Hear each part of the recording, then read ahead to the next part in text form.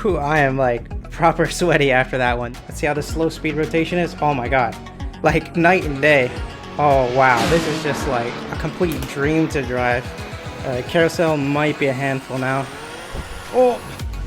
Welcome back everyone to the channel. Today we are talking about race setups in Assetto Corsa. Now the chances are that most of you just hop into an online race with just a standard baseline setup. Now let's say you survive the first corner, chances are there's probably some guy who's going to gap you 2 seconds a lap once the race is underway. And all you can wonder is, how? The answer is really car setup.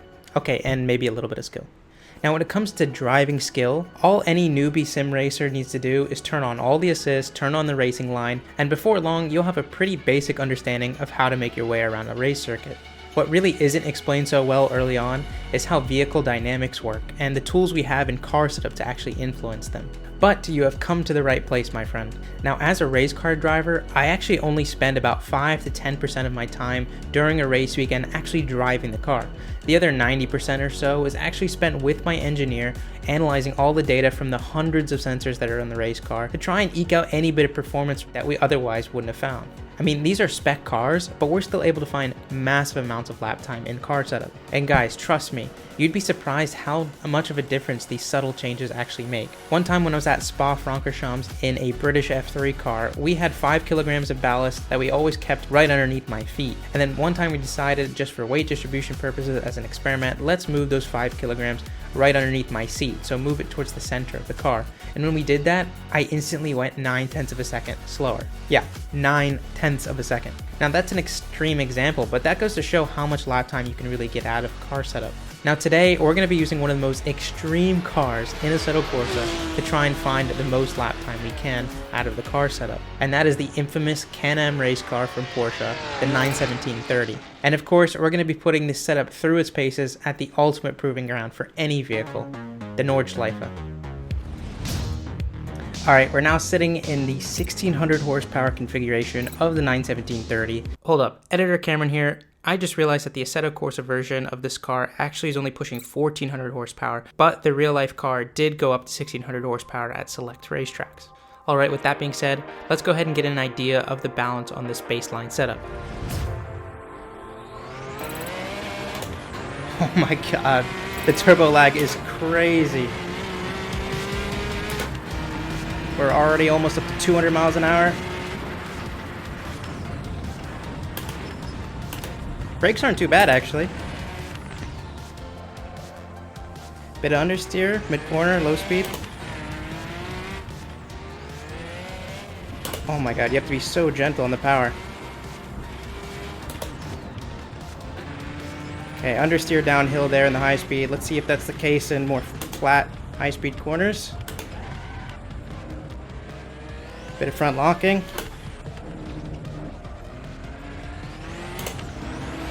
At the short shift a second. It's still wheel spin. Whoa. A little bit of brake for the hill. Let's see how it is in the high speed here. Okay, understeer, yeah.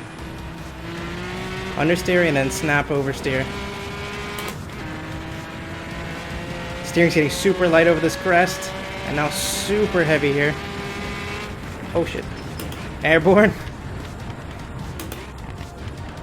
The aero balance is not too bad once you're actually on the brakes and you pitch the car a little bit forward. It seems like the extra rake helps the aero balance quite a bit. Oh my god, this section's nutty in this car. It's nutty in any car. Keep it flat, keep it flat. That was nice. Ooh, very understeery through here. Bit too much speed though. Now traction, just it is straight lines, not too bad. But as soon as you have any kind of combined force, it just does not take it.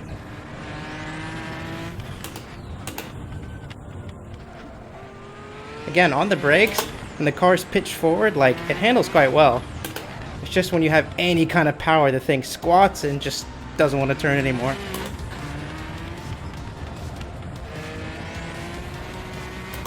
Oh, bit of grass. Ooh, a bit too hot. I mean, you really have to slow down to almost nothing in the slow speed. Oh, I stuffed that one up real nicely. Yeah, as soon as you lift off there, see how the nose just tucks in? See what speed we can get up to on the straight. Already 200. Little lift through this kink.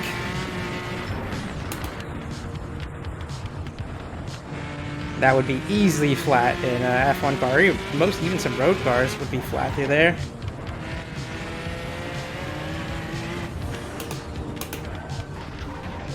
Oh, a bit hot in the carousel. Keep it in, keep it in. Yes. God, watch the turbo boost on that red line down there. It's absolutely crazy.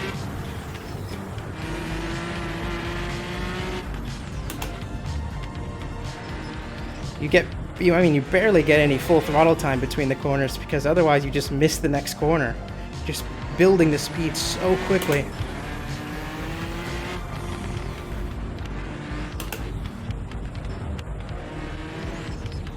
Be so gentle in the power through this section. Ooh. Just a bit of turbo boost and you are dead. I mean, this is just a completely different generation of drivers to be able to drive something like this.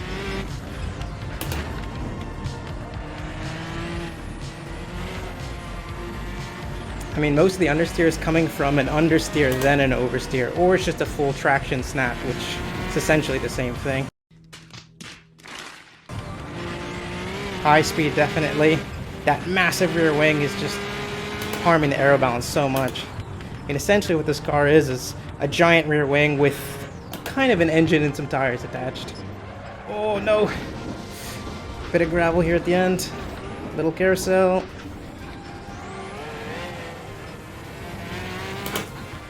Last two corners, here we go.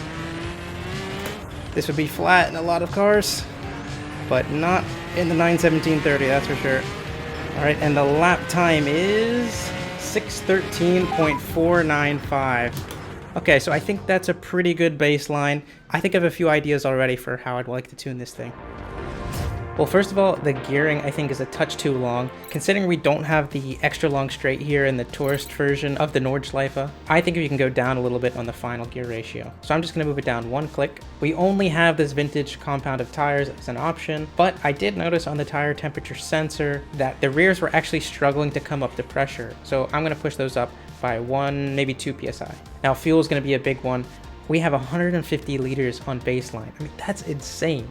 Now this car sips fuel like you wouldn't believe, so we're still gonna need probably, I'm gonna guess around 50 liters, but maybe we can trim this down a little bit after some tuning. We're gonna stick with 100% turbo. Okay, aero-wise, we're already on the minimum rear wing setting, and as I said, this car has just a massive rear wing and pretty much no downforce on the front, especially when you're under full acceleration. So we can't do anything with the rear wing, but we do have the rear gurney flap enabled on baseline. So this might help to turn it off. Now we're gonna lose some downforce obviously on the rear, but I think the balance we're gonna get from this should hopefully make it a little bit more drivable. Or it's gonna be an oversteering mess. I guess we'll find out. I think in the alignment department, there's probably a lot we can do here. First of all, I mean, look at the rear cambers. So if you didn't know, camber is essentially the angle that the rear tires are. So when you have 0 degrees of camber, they're stood up completely straight.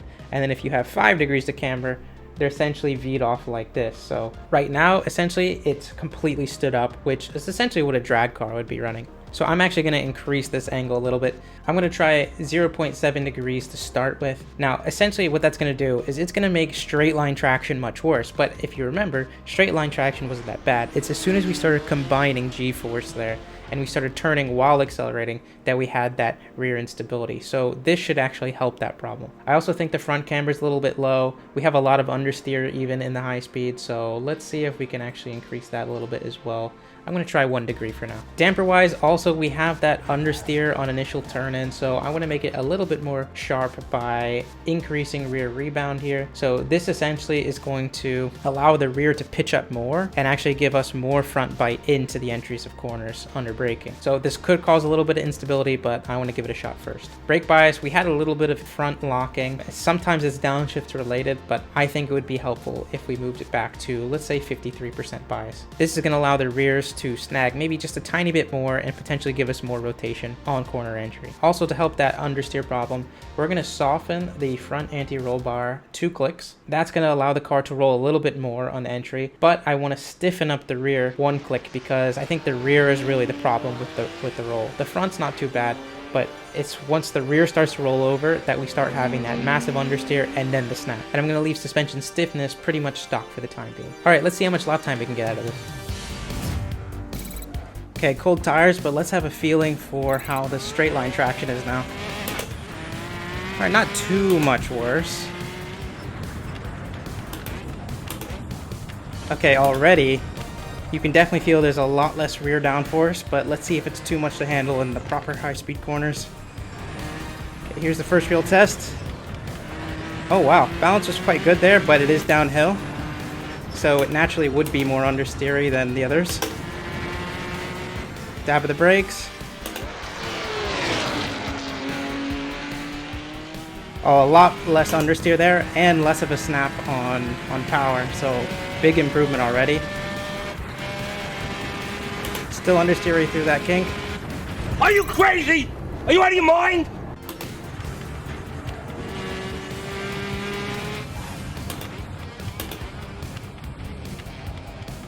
This is much less understeery than before.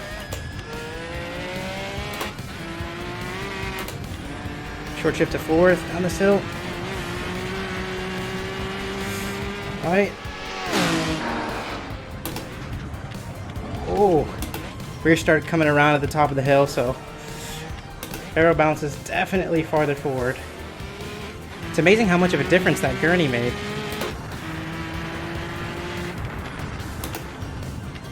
A little progressive brake there, because I know it's a little bit pointy now.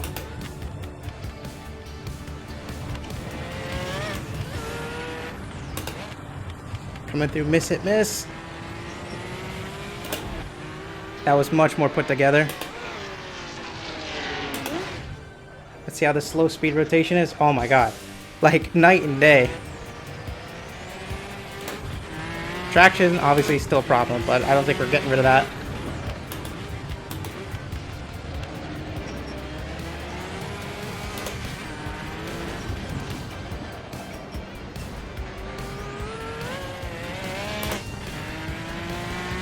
Turbo lag so difficult to deal with up that hill. I actually had to get back on the power to settle the oversteer through that kink. I mean, these are some pretty light changes, but already the handling characteristics are almost unrecognizable from the baseline setup. I mean, I didn't even have to do a full lift through there. Keep trying to upshift the 5th. Oh wow, this is just like a complete dream to drive.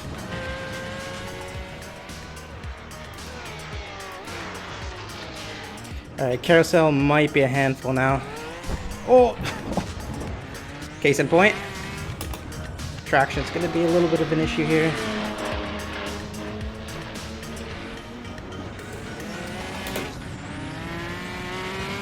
Alright, handled that nicely. Alright, I'm getting a low fuel warning on my dash. Hopefully we make it.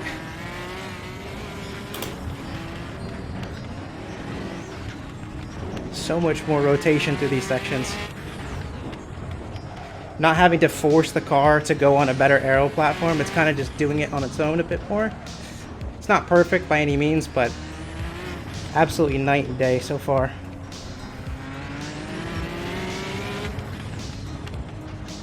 Oh, a bit of understeer through YouTube corner. Tire pressures look much better.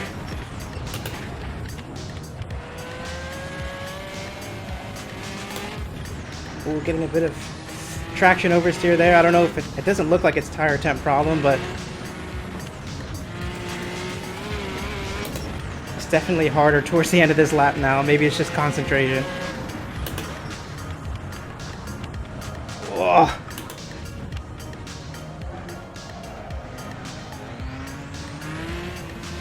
Much better through there than last time.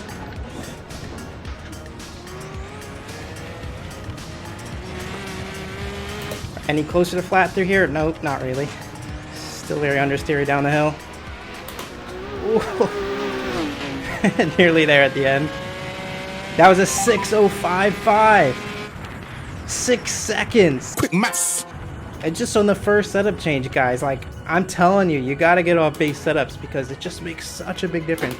And it's more drivable. It's not even like it's more difficult to drive and you get the lap time. It's actually easier. Whew, I am like proper sweaty after that one. Now that, guys, was 8 seconds of lap time with pretty basic levels of adjustment. I mean, I was literally just making those changes based off of feeling from one lap. So imagine what you can do if you're actually analyzing the data properly. Now, data analysis is going to be a huge feature of this channel coming soon, so definitely be sure to stay subscribed. And before you do that, you might want to check out this video right here, which tells you all about how to analyze your own data. I think you guys will find it really interesting. With all that being said, see you on the next one.